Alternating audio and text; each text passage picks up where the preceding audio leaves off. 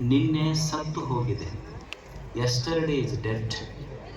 Tomorrow is not yet born. What I have with me is today. ಇವತ್ತು ನನ್ನ ಕೈಯಾಗ ದೇವರು ಕೊಟ್ಟಾನಲ್ಲ, ಈ ಕ್ಷಣವನ್ನು ಅನುಭವಿಸುವುದಷ್ಟೇ, ಸಂತೋಷ ಪಡೋದು, ಇರುವುದನ್ನು ಇದ್ದಂತೆ ಸ್ವೀಕರಿಸುವುದು. ದೇವರು ನಮಗೇನು ಕೊಟ್ಟಾನ ಅದನ್ನು ನೋಡಿ ಸಂತೋಷ ಪಡಬೇಕು, ಅದು ಜೀವನ. ಒಬ್ಬರು ಗುರುಗಳು ಜನ ಶಿಷ್ಯರು ಅಭ್ಯಾಸ ಮಾಡಿದ್ರು. ಒಂದು ಗುರುಕುಲ ಇತ್ತು. 3 ಜನ ಅವ್ರ ಹತ್ರ ಅಧ್ಯಯನ ಮಾಡಿ ಹೋದ್ರು. ಹೋಗಿ ಮತ್ತೆ ಗುರುಗಳ ದರ್ಶನಕ್ಕೆ ಬಂದ್ರು ಆಶ್ರಮಕ್ಕೆ. ಗುರುಗಳು 3 ಊಟಕ್ಕೆ ಕೊಟ್ರು. ಊಟಕ್ಕೆ ಒಬ್ಬನಿಗೆ ಬಂಗಾರದ ತಟ್ಟೆ ಕೊಟ್ರು, ಒಬ್ಬನಿಗೆ ಬೆಳ್ಳಿ ತಟ್ಟೆ ಕೊಟ್ರು, ಒಬ್ಬನಿಗೆ ಮಣ್ಣಿನ ತಟ್ಟೆ ಕೊಟ್ರು. ಎಲ್ಲರ ತಾಟ್ನೊಳಗೂ ಒಂದೊಂದು ರೊಟ್ಟಿ ಹಾಕಿದ್ರು. ಉಂಡ್ರು.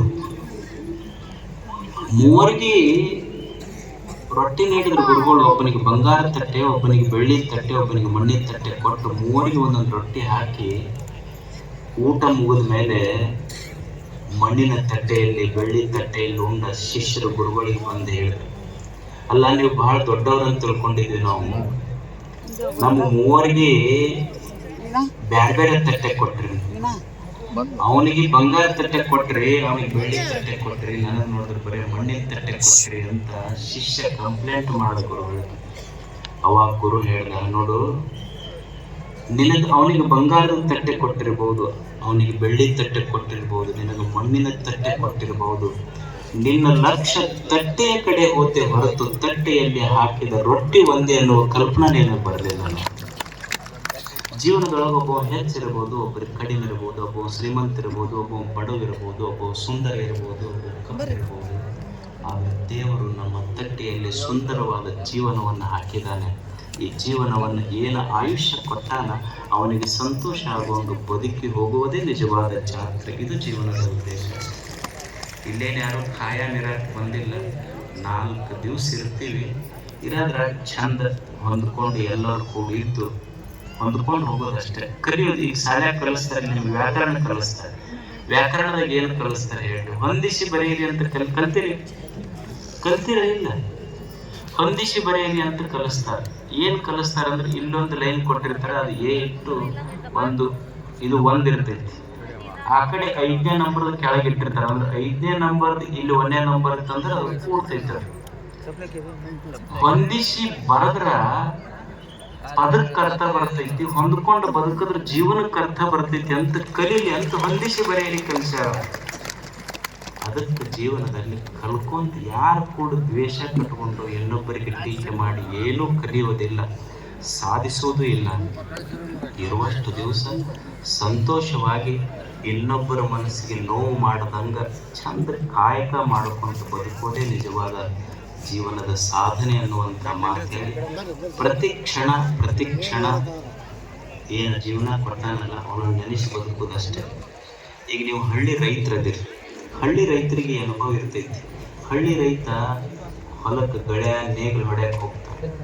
ಹೋಗುವಾಗ ಒಂದು ಬುತ್ತಿ ಇರ್ತೈತಿ, ಬುತ್ತಿ ಕಟ್ಕೊಂಡು ಹೋಗಿರ್ತಾರೆ. ಬುತ್ತಿ ಕಟ್ಕೊಂಡು ಹೋಗಿ ಅದನ್ನು ಬೇನೆ ಗಿಡದ ಬುಡಕ್ಕಿಟ್ಟು ಬುತ್ತಿ ಇಟ್ಟು ತಾನು ಗಳೆ ನೇಗಿಲು ಹೊಡ್ಯಕ್ಕೆ ಹೋಗ್ತಾರೆ. ನಾಯಿ ಬುತ್ತಿ ಮುಂದೆ ಕುಂತಿರ್ತೈತಿ, ಕಾಗಿ ಆ ಬುತ್ತಿ ತಿನ್ನಕ್ಕೆ ಬಂದಿರ್ತಾವ. ಅದು ಬಂದು ಬುತ್ತಿ ತಿನ್ನಕ ಕಾಗಿ ಬುತ್ತಿ ತಿನ್ನಕ್ ಬಂತು ಅಂದ್ರ ನಾಯಿ ಏನು ಕಾಗಿಗೆ ಬೊಗಳಿ ಓಡಿಸ್ತೈತಿ. ಏನೋ ತಿಳುವಳಿಕೆ ಇಲ್ಲದ ನಾಯಿ ಗೊತ್ತೈತಿ ಏನಂದ್ರೆ ಇದು ಬುತ್ತಿ ನನ್ನ ಮಾಲಕಂದು ಅಂತ. ಹಂಗ ನಮಗ್ ಗೊತ್ತಿರ್ಬೇಕು, ತಟ್ಟಿಯೊಳಗೆ ಬಿದ್ದ ಪ್ರತಿ ತುತ್ತೈತೆಲ್ಲ ಇದು ನಂದನ್ನ ಕೊಟ್ಟ ಮಾಲೀಕ ಮ್ಯಾಲದನ ಅನ್ನೋ ಕಲ್ಪನೆ. ಹಾಗೆ ಬದುಕುವುದಷ್ಟೇ. ಅದನ್ನು ಆ ಬದುಕನ್ನು ಕಲಿಸುವುದಕ್ಕಾಗಿ ಇಷ್ಟೆಲ್ಲ ಸಂತರು, ಶರಣರು, ಪೂಜ್ಯರು ನೆನಪಿಟ್ಟುಕೊಂಡು ನೆನಪಿಟ್ಟುಕೊಂಡು ಹೋದ್ರೆ ಜೀವನ ಸಾರ್ಥಕ.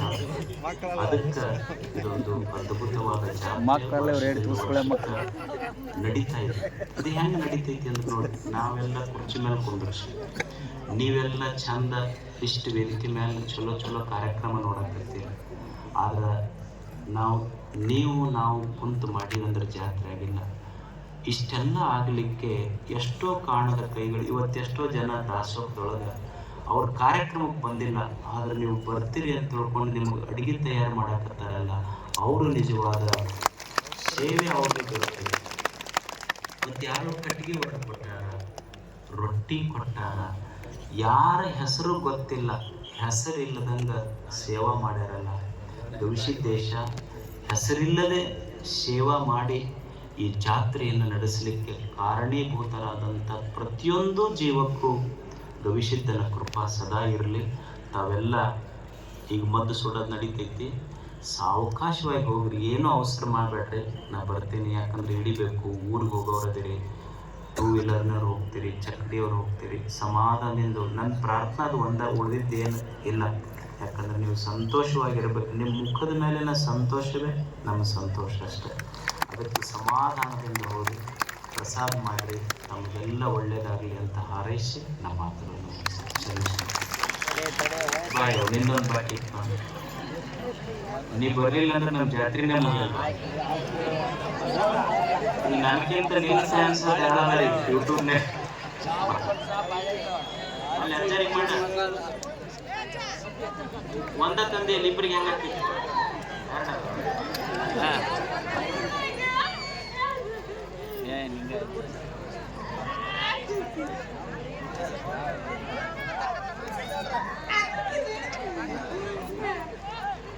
ಎಲ್ಲರೂ ಸಾವಕಾಶವಾಗಿ ಹೋಗ್ರಿ. ಶರಣ ಮೆಲ್ಕೇರಿ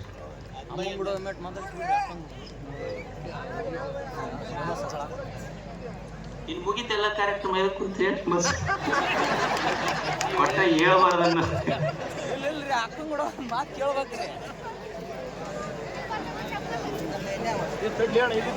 ಎಲ್ಲ ಪೂಜ್ಯರಿಗೆ ಅನಂತ ಶರಣಾರ್ಥಿಗಳನ್ನು ಹೇಳ್ತಾ ಈಗಾಗಲೇ ಪೂಜ್ಯ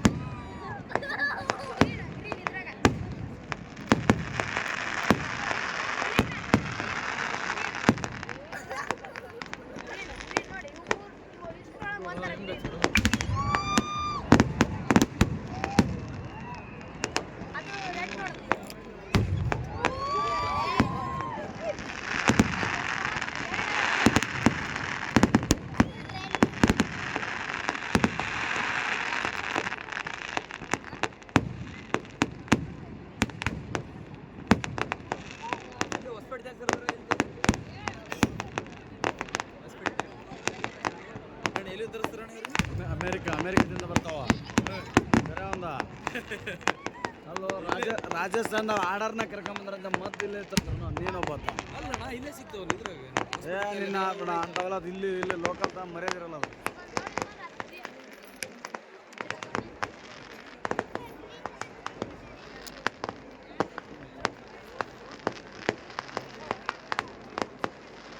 ಹೊಗಳಿಕೇನಪ್ಪ ನಿಮ್ಮಿಬ್ಬರದು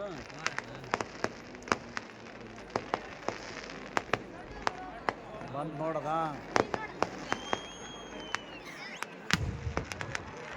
ಅಲ್ಲಿ ಗೊಂಡ್ರ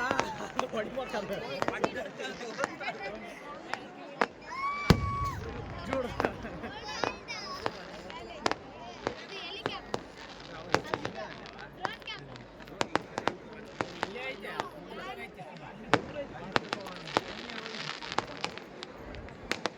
ಸದ್ಭಕ್ತರನ್ನ ಎಷ್ಟು ತಗನಂತ ತಡಿ ಮತ್ತೆ ಸದ್ಭಕ್ತರು ಇರಲಿಲ್ಲ ಅಂದ್ರೆ ಹಂಗೆ ಮದ್ದು ನೋಡಕ್ಕೆ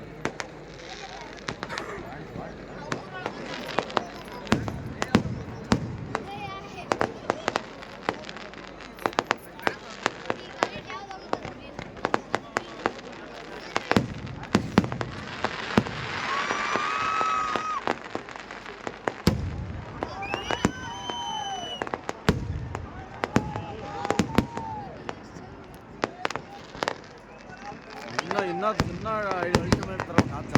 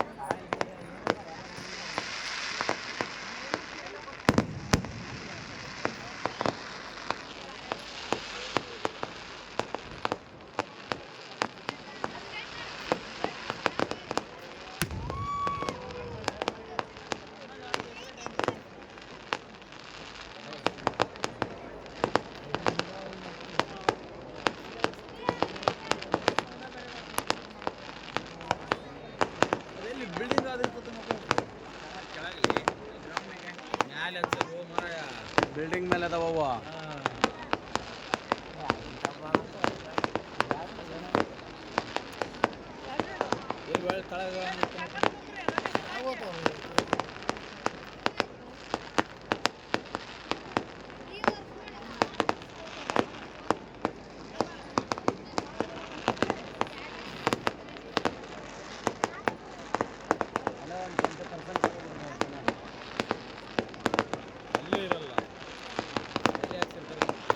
ಹೇಳ್ತಾನಲ್ಲ ಅಲ್ಲೇ ಒಂದು 20% ಜನ ಅವ್ರವ್ರ ಗಾಡಿ ತಾಕ ಹೋಗ್ಬಿಡ್ರು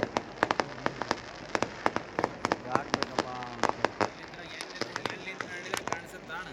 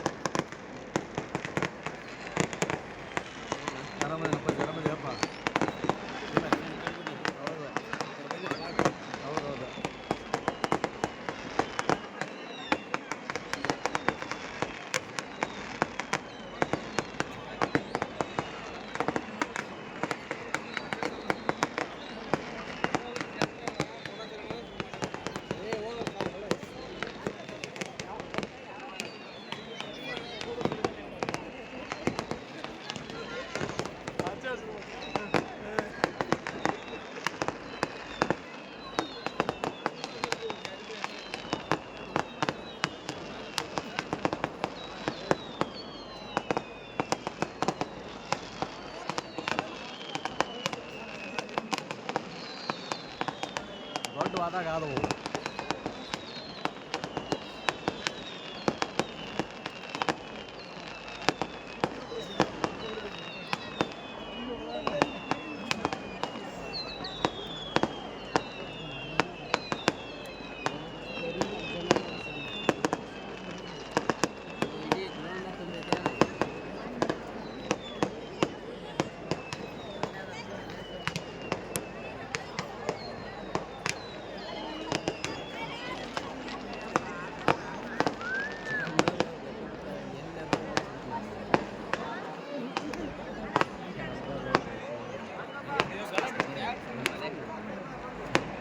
ಇನ್ನು 15 ನಿಮಿಷ ಬಿಟ್ಟು ಹೋದ್ರೆ ಭಾಳ ಚಲೋ ಬಂಗಾರ ಬಾಳ್ಯಾವು.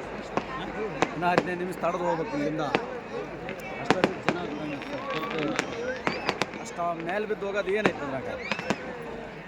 ಹೌದನಲ್ಲ? 4 ನಂದು. ನಿಮ್ದು ಯಾವುದು?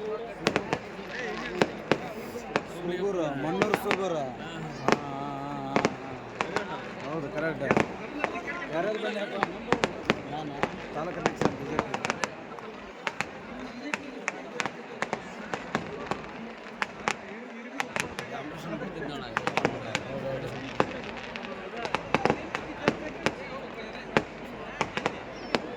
ಯಾರ್ಯಾರು ಬಂದಿರಪ್ಪ ಇಲ್ಲಿಗೆ?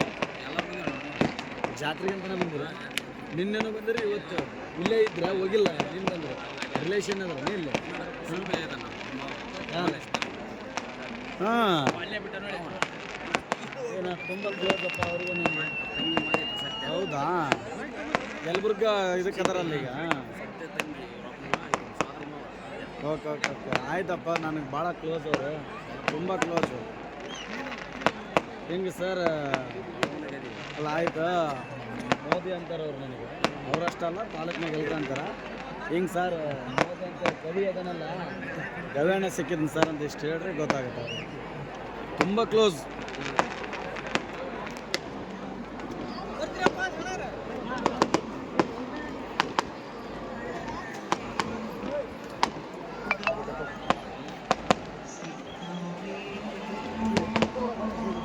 ಹುಡುಗಿ ಬಂದ ಮತ್ತೆ ಇವರ ಜಾತ್ರೆಗೆ ಹುಡುಗಿ ಬಚ್ಚಾದ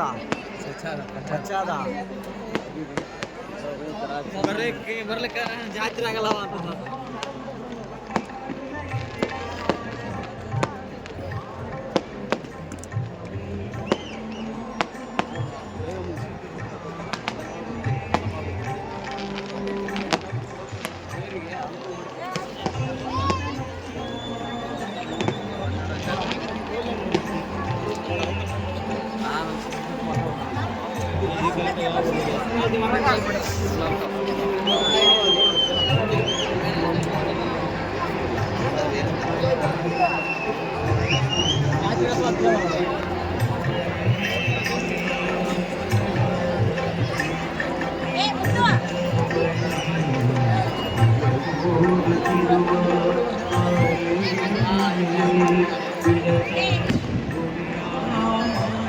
ಈ ಕಡೆ ಮೂಲೆನೂ ಸ್ಟಾರ್ಟ್ ಅಲ್ಲ.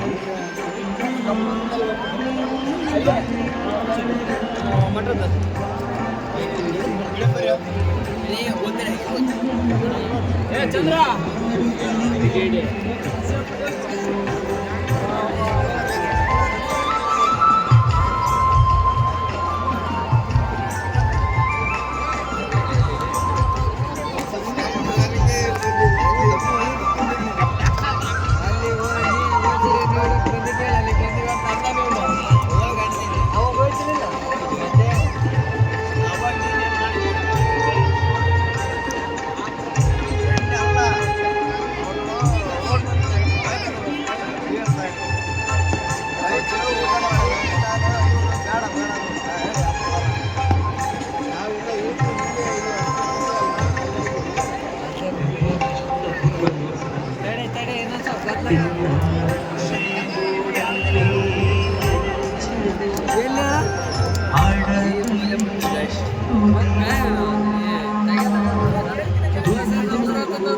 Excellent.